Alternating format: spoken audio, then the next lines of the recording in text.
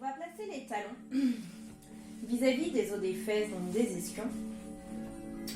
On a les pieds un peu écartés, c'est-à-dire à la largeur de ton bassin. Je vais mettre les bras ici pour que vous voyez bien. Alors naturellement, au niveau de la colonne vertébrale, on a des creux. Donc ici on a un beau creux dans le cou. En général, à partir des épaules jusqu'au nombril, un peu au-dessus du nombril. Donc c'est les dorsales, il n'y a pas de creux. Et ensuite, les lombaires, on a une petite courbure naturelle. Donc justement, dans le pilates, on utilise beaucoup la position du neutre et de l'imprimé. Moi, je vais juste m'attarder sur le neutre. Donc là, ce qu'on va faire, ici on a notre pubis, l'os du pubis. En avant des hanches, en avant du bassin, on a comme deux os qui sont un petit peu plus pointus. Donc on va imaginer qu'on a une feuille de papier. Moi je vais faire un petit triangle.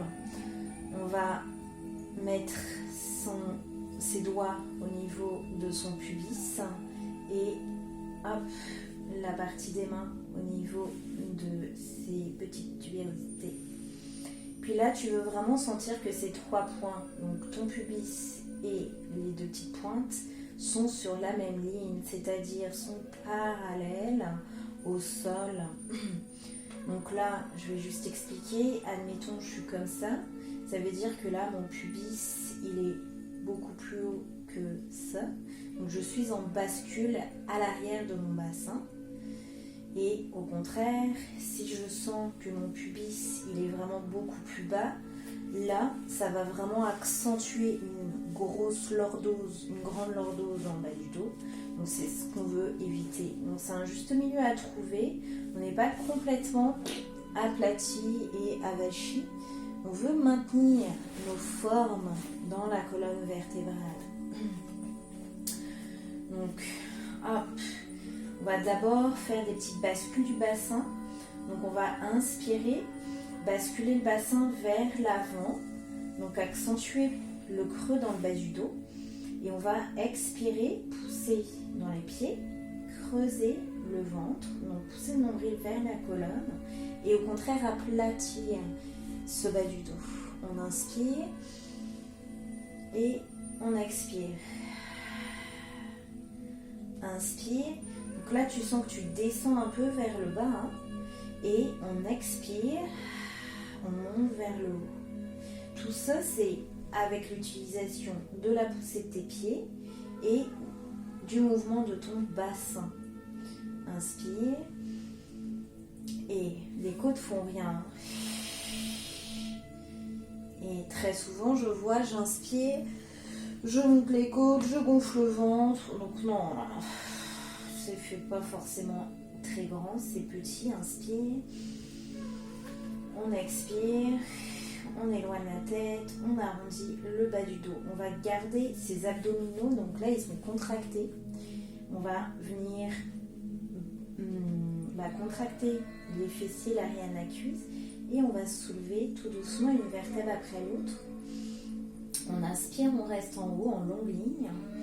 Expire, redéroule tranquillement ta colonne sur ton matelas et vraiment le bassin en dernier.